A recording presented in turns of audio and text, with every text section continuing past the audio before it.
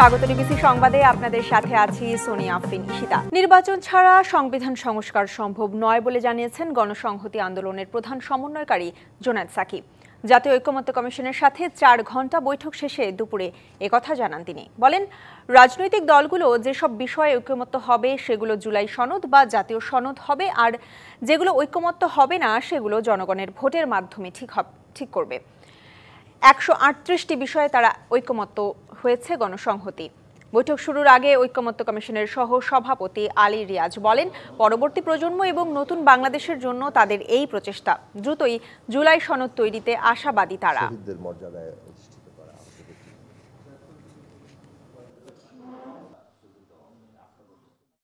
সংবিধান এবং সংবিধান সংশ্লিষ্ট বিষয় নির্বাচন ছাড়া সংস্কার সম্ভব নয়।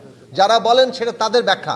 আমরা মনে করি না যে সংবিধান এবং সংবিধান সংশ্লিষ্ট বিষয় নির্বাচন ছাড়া কোনো পরিবর্তন করা যায়। শুধুমাত্র এই সংস্কার কমিশনের প্রতিবেদনগুলোর বাস্তবায়নই যথেষ্ট নয়, সেজন্য দরকার একটি গণতান্ত্রিক রাষ্ট্রের কাঠামো তৈরি করা। আমরা সকলে একত্রিতভাবে অর্জনের চেষ্টা করছি, যে অর্জন শুধু আমাদের জন্য নয়, আমাদের পরবর্তী প্রজন্মের জন্য এবং বাংলাদেশের ভবিষ্যতের জন্য একটা নতুন গণতান্ত্রিক জবাবদিহিমূলক রাষ্ট্র তৈরি করার জন্য।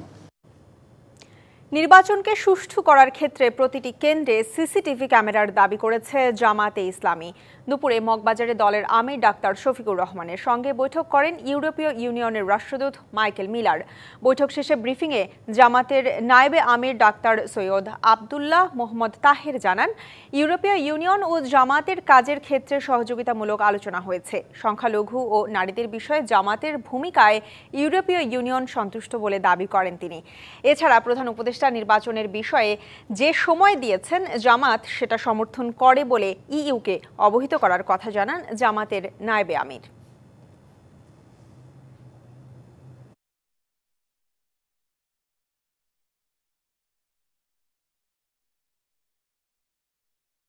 বাংলাদেশের হাইয়েস্ট গার্মেন্টস এক্সপোর্ট হয় ইউরোপের ভিতরে।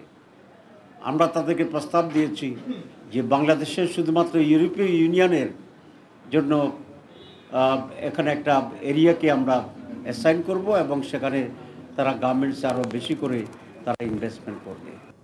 ৪০০ কিলোওয়াটের 2টি তার একত্র হয়ে যাওয়ায় শর্ট সার্কিট হয়, তাতে সঞ্চালন লাইনে কারিগরি সমস্যায় শনিবার খুলনা ও বরিশাল অঞ্চলে বিদ্যুতের ব্ল্যাকআউটের ঘটনা ঘটে।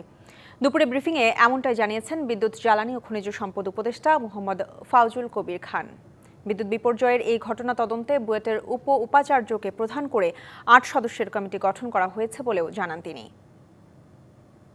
কিভাবে ইমপ্রুভ করা যায়, এটা যদি আরো লিমিট করা যায়, যেমন ধরেন এই যে এইবার তো হলো 2টা যে এটা আইসোলেট করছে, কিন্তু বরিশাল এবং বরিশাল এবং খুলনা, তো এখন এইটাকে আরো ফার্দার করা যায় কিনা, আরো এটাকে কম জায়গায় ছোট করা যায় কিনা, সেটা কিন্তু এখন আমরা করবো এবং সেটার জন্য আমরা পদক্ষেপ নেব।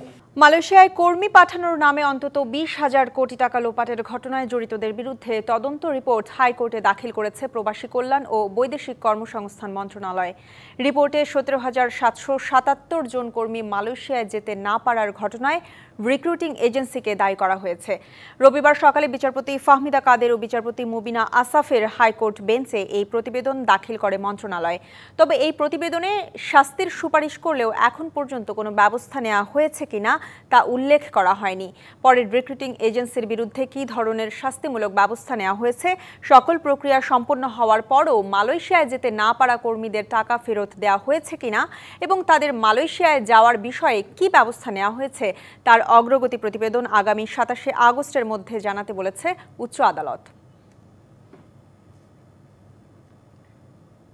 17,777 জন, যেটা সরকার আজকে রিপোর্ট দিয়েছে, সেখানে দেখা যায় যে তাদের সকল কিছু রেডি থাকা সত্ত্বেও তারা মালয়েশিয়ায় যেতে পারে নাই। এই দায়িত্ব সম্পূর্ণ রিক্রুটিং এজেন্সির উপরে বর্তায় বলে এই রিপোর্টে প্রতীয়মান হয়। সাথে সাথে এই রিপোর্টে বলা হয়েছে যেই সকল এজেন্সিগুলা এর সাথে দায়বদ্ধ তাদের বিরুদ্ধে আইনগত ব্যবস্থা নিবে। ডিবিসি সংবাদে এই ছিল এখনকার মতো। ডিবিসি নিউজের সংবাদগুলো পড়তে ভিজিট করুন dbcnews.tv আর ভিজিট করুন ডিবিসি নিউজের ফেসবুক পেজ এবং ইউটিউব চ্যানেল। ডিবিসির সঙ্গেই থাকুন।